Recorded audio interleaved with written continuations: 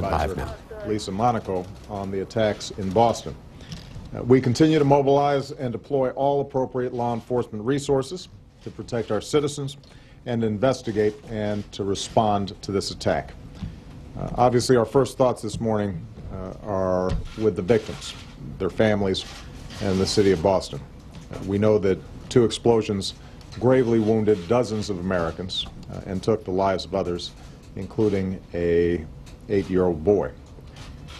This was a heinous and cowardly act, and given what we now know about what took place, the FBI is investigating it as an act of terrorism.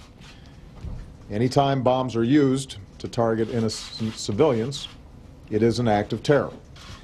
What we don't yet know, however, is who carried out this attack or why, whether it was planned and executed by a terrorist organization, foreign or domestic, or was the act of a malevolent individual.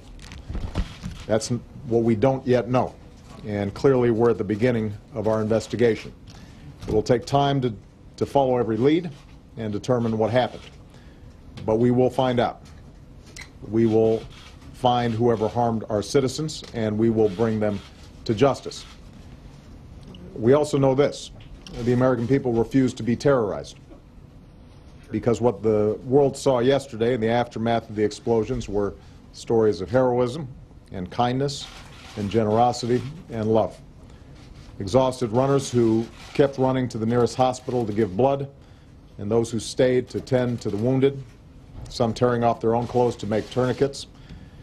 The first responders who ran into the chaos to save lives. The men and women who are still treating the wounded at some of the best hospitals in the world. And the medical students who hurried to help, saying, "When we heard, we all came in."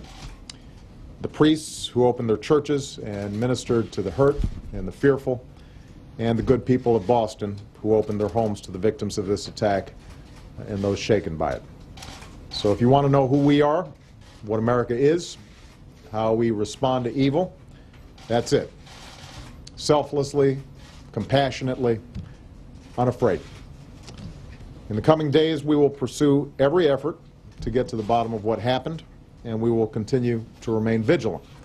I've directed my administration to take appropriate security measures to protect the American people, and this is a good time for all of us to remember that we all have a part to play in alerting authorities. If you see something suspicious, speak up.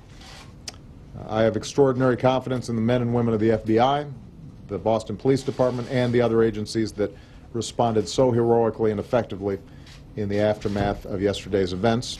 I'm very grateful for the leadership of Governor Patrick and Mayor Menino, and I know that even as we protect our people and aggressively pursue this investigation, the people of Boston will continue to respond in the same proud and heroic way that they have thus far.